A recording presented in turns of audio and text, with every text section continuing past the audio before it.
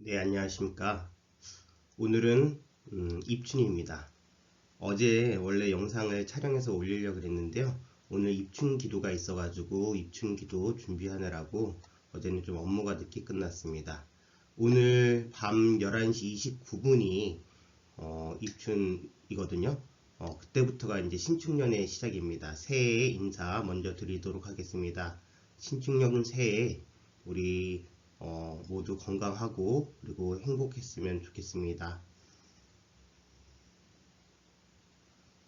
수업 시작하겠습니다. 오늘은 제19분 법계 통화분에 대해서 공부하겠습니다. 법계 통화분, 법계를 두루 교화하라. 내용을 먼저 읽어보도록 할게요. 수보리여, 그대 생각은 어떠한가? 어떤 사람이 삼천대천 세계의 칠보를 가득 채워 보시한다면 이 사람이 이러한 인연으로 많은 복덕을 얻겠는가? 그렇습니다, 세존이시여. 그 사람이 이러한 인연으로 매우 많은 복덕을 얻을 것입니다. 수보리여, 복덕이 실로 있는 것이라면 열에는 많은 복덕을 얻는다고 말하지 않았을 것이다. 복덕이 없기 때문에 열에는 많은 복덕을 얻는다고 말한 것이다. 라고 나오고 있습니다. 19분의 제목은 법계 통화분입니다. 법계를 두루 교화하라. 우선 이 제목에 대해서 우리가 좀 생각을 해보도록 하겠습니다. 여러분들 지금 우리가 이제 19분의 내용을 읽었는데요. 거기 보면은 다 복덕에 대한 이야기가 나오고 있습니다. 어떤 사람이 삼천대천 세계의 칠보를 가득 채워 보시한다면 이러한 인연으로 그 사람이 많은 복덕을 얻겠는가? 그렇습니다. 또 세존께서 복덕이 실로 있는 것이라면 열에는 많은 복덕을 얻는다고 말하지 않았을 것이다. 복덕이 없기 때문에 열에는 많은 복덕을 얻는다고 말한 것이다. 라고 나오고 있습니다. 어딜 보아도 법계 통화, 즉 이 법계를 모두 두루 교화하라라는 내용이 나오지 않습니다. 우리가 이 금강경에 32부분을 나누고 거기에 제목을 붙인 분이 누구냐면 바로 소현태자입니다. 소현태자요. 소현태자는 그렇죠. 천재였습니다. 그리고 불교에 대해서 박식했을 뿐만이 아니라 어떻게 보면은 도가를 이루셨다라고 봐도 되는 것이 그 어린 나이에도 모든 스님, 많은 스님들을 앞에 두고 법문을 했다 그럽니다. 이 소현태자가 붙인 제목을 아직까지 쓰고 있는 이유가 있습니다. 탁월한 안목이에요. 우선 법계 통합 이제 하나씩 나눠서 보실게요. 법계라는 것은 영기의 법칙에 의해 존재하는 세계입니다. 우리가 제3장 3분 대승정종분에서 부처님께서 무엇이라고 말씀하시냐면 수보리의 질문, 선남자 선여인 발안욕따라 삼약 삼부리심, 즉 부처님처럼 가장 높고 올바른 깨달음을 내고자 하는 그러한 선남자 선여인들이 어떻게 하면은 이 세상에 마음을 다스리면서 잘 머무르고 살 수 있는지에 대해서 질문을 했을 때 부처님께서 무엇이라고 대답을 하셨느냐? 구류중생, 이 세상에 있는 모든 중생을 완전한 열반에 들게끔 하리라고 서원하고 그렇게 하였더라도 그 중에 단 한 명도 열반에 든 중생이 없다라고 말씀하시면서 우리에게 아상, 인상, 중생상, 수자상에 대해서 말씀하십니다. 자, 보실게요. 목적 자체가, 이 경이 설해진 목적 자체가 무엇이죠? 바로 그러한 선남자 선녀인들을 위해서 말씀하신 겁니다. 그렇다면 그러한 선남자 선녀인에게 있어서 가장 중요한 복덕, 공덕이라는 것은 바로 무엇이냐? 모든 세상의 존재, 즉 법계, 영기의 법칙에 의해 존재하는 세계에 있는 모든 존재들을 통틀어 모두 제도한다.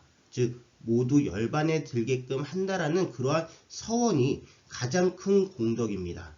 그래서 여기서 통화라는 것은 중생을 잘 가르쳐 부처가 되게 하는 일을 말합니다. 그렇기 때문에 완전한 열반에 들게끔 하리라는 거죠. 우리는 이 제목을 통해서 소현태자의 탁월한 안목을 볼 수 있을 뿐만 아니라 우리가 추구해야 되는 복이 유의복인지, 유의복이라는 것은 재산을, 수명을, 건강을, 명예를 위해서 그런 것들을 얘기하는 복입니다. 이것은 이 세상에 태어나서 우리가 탐심 때문에 바라는 어찌 보면은 인연의 얽매인 복이죠. 복진타락이라고 제가 예전에 말씀드렸습니다. 복은 다 쓰면은 언젠간 떨어지게 돼 있습니다. 타락하게 돼 있습니다. 우리는 불교를 공부하면서 욕심을 저버리는, 욕심을 줄이는 공부를 해야 되는데 많은 분들이 기도 성취라는 이유로 오히려 더 이렇게 욕심을 내는 공부를 하는 게 있습니다.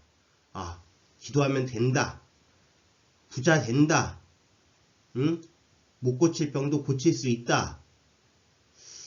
이런 얘기를 부처님께서 하셨는지는 제가 잘 모르겠습니다. 니까야를 꾸준히 다 이제 잘 보면은 나올지. 부처님께서는 아프시면 아픈 자에게 어떻게 하면 그 아픔의 고통으로부터 마음을 덜 쓸 수 있는지, 덜 쓸 수 있는지, 어떤 사람이 재산을 잃었으면 그 재산을 잃었을 때 어떻게 하면 그거에 집착하지 않을 수 있는지에 대한 공부를 우리에게 알려주셨습니다. 근데 우리가 금강반야바라밀경을 공부하면서도 그 수지독성하는 의미가 유의복, 재산과 명예와 건강과 승진과 성공을 바라는 마음으로 수지독성하는 것은 어떻게 보면은 부처님, 아니 금강반야바라밀경에서 얘기하는 근본 취지랑은 많이 동떨어져 있다라고 생각할 수 있겠습니다.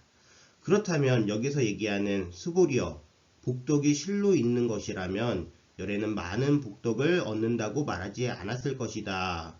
복덕이 없기 때문에 열에는 많은 복덕을 얻는다고 말한 것이다 라고 얘기할 때 그 복덕은 바로 무의복에 대한 이야기입니다. 무의복이라는 것은 인연에 따라서 조건 지어져서 생겨나는 것이 사라지는 것이 아닙니다. 무의복은 탐진치 삼독으로부터 자유로워짐으로써, 그래서 모든 속박으로부터 풀려남으로써 누릴 수 있는 진정한 행복이라고 얘기할 수 있습니다. 열반이며 완전한 해탈입니다. 이어서 이 내용을 살펴보실게요. 법계통합은 법계, 이 세상에 존재하는 모든 존재들을 두루 부처님처럼 될 수 있도록 교화하라. 그렇다면 우리가 불도, 부처님의 가르침 또는 부처님이라는 것은 깨달은 이를 얘기하고요. 그 깨달은 이가 가는 길에 대해서 우리가 잘 알아봐야 됩니다. 불도를 추구한다, 깨닫는 길을 추구한다라고 했을 때 우리가 양족존이라 그럽니다. 두 가지 것이 갖추어져야 됩니다. 이것은 새의 두 날개와 같아서 하나의 날개가 사라지면은 날 수가 없는 것과 같고, 수레처럼 두 바퀴로 가는 수레가 하나의 수레가 무너지면 그 수레가 제대로 갈 수 없는 것처럼 우리가 깨닫는 길, 부처님의 길을 가기 위해선 두 가지 다 병행해야 되는 것들입니다. 하나는 지혜 행이고요. 또 하나는 복덕 행입니다. 복덕 이렇게 얘기하는데요. 우리가 지금 구마라집 스님께서는 이 금강반야 바라밀경을 이제 번역을 할 때, 한문으로 번역할 때 복이라는 표현을 썼습니다. 그런데 우리가 좀 착각하는 게 있죠. 복이라는 것은 받아야 되고 얻어야 되고, 새해 복 많이 받으세요. 새해 복 많이 진짜 많았으면 좋겠다. 이럴 때 우리는 복을 가져야 된다라고 생각을 합니다. 그런데 우리 산스크리트 원전에 보면요, 복이라고 표현되어 있는 것이 아니라 그것을 지금 우리 현대식으로 표현하면 공덕이라고 표현할 수 있습니다. 공덕이라는 것은 좋은 결과, 즉 우리가 바라고 있는 복을 얻기 위해서 쌓는 선행을 얘기합니다. 따라서 여기서 복덕이라는 것은 공덕이라고 이해하고 하시면 좋겠습니다. 어떤 좋은 결과를 바라는 마음이 아니라 좋은 결과를 이끌어낼 수 있는 좋은 선행, 그러니까 좋은 행위, 이런 것들이 바로 궁덕행, 바로 복덕행입니다. 지혜행에 대해서 금강경은 무엇이라고 얘기하느냐? 서사, 서사가 빠졌네요. 즉 베껴 쓰고, 그리고 수, 배우고, 지, 마음에 아로 새기며, 독, 열심히 읽고, 송, 그것을 외우는 것을 지혜행이라고 얘기할 수 있습니다. 우리가 수행의 방법에서 서사, 수지, 독송을 지혜행이라고 이야기할 수 있습니다. 그렇다면 궁덕을 쌓는 건 무엇일까요? 바로 위타인설 또는 광위인설 또는 위인해설이라고 얘기하는 바로 다른 이들을 위해 이 금강반야 바라밀경의 올바른 가르침을 전달해 주는 것. 그래서 많은 이들이 부처님의 법을 알 수 있게 하는 것. 그래서 스스로 공부해서 깨달음의 이름을 깨달음의 길을 갈 수 있도록 이끌어주는 것. 이것이 바로 궁덕행이라고 이야기할 수 있습니다. 그러면서도 거기에서는 어떤 아상, 인상, 중생상, 수자상이 없어야 하며 그리고 대상에 집착하는 마음 없이 이것을 실천해야 하며 어떤 수행에 특별한 현상들을 바라는 마음을 가지고서 수행을 하면 되지 않는다라고 금강경은 꾸준하게 이야기하고 있습니다. 그것을 구마라집 스님께서는 한마디로 상이라고 표현을 했습니다. 자, 오늘의 마지막 슬라이드입니다. 읽어보도록 하겠습니다. 자만심의 억제는 가장 큰 행복이고 진정한 행복은 집착을 여의는 것이니라. 자족할 줄 아는 자, 진리를 들은 자, 진리를 본 자에게만 이해되는 진정한 행복, 그것은 가래와 매듭을 내려놓은 자의 것이니라. 우다나경이라는 경전이 있습니다. 우다나라는 것은 한문으로 풀이하면 자설이라는 뜻입니다. 스스로 말씀하셨다. 대부분의 경전이 부처님께서 먼저 말씀하시는 것이 아니라 제자가 질문을 하면 또는 어떤 사람이 질문을 하면 그것에 답하는 방법으로 경전이 이루어지고 있습니다. 하지만 우다나경이라는 것은 부처님께서 누가 질문을 하지 않았는데도 불구하고 스스로 어떤 생각이 들어서 그거에 대해서 말씀해 주신 내용이 바로 우다나, 자설경입니다. 그 자설경의 내용 중에 하나입니다. 자만심의 억제는 가장 큰 행복이고 진정한 행복은 집착을 여의는 것이니라. 보세요. 진정한 행복은 집착을 여의는 겁니다. 우리 금강반야바라밀경에서 얘기하는 무의보결 쌓을 때 가장 밑바탕에 전제 조건으로 깔려야 되는 것이 바로 집착을 여의는 것입니다.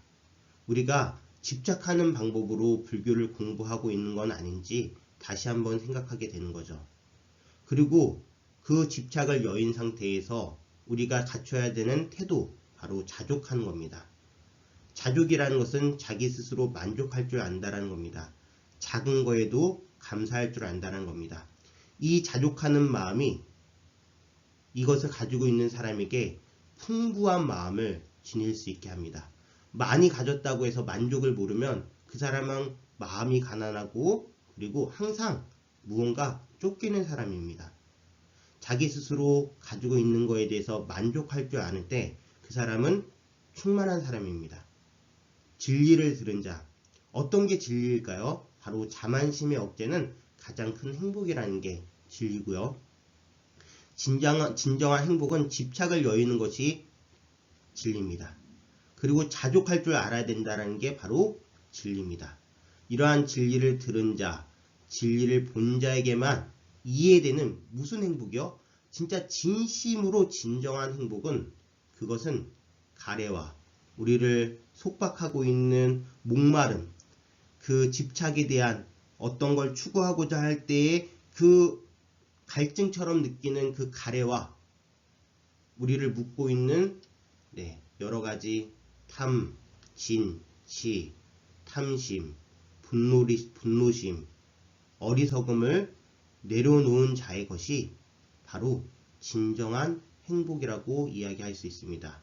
우리 법계통합원에서 누릴 수 있는 공덕의 의미, 그 진정한 행복을 추구할 때 우리 선남자 선녀인들 그리고 부처님처럼 가장 높고 올바른 깨달음을 가고자 하는 모든 이들이 어떠한 방식으로 복덕을 쌓고 그리고 우리가 그 복, 즉 무의복의 의미를 어떻게 이해해야 되는지 되새김질하는 시간이었다라고 할 수 있겠습니다.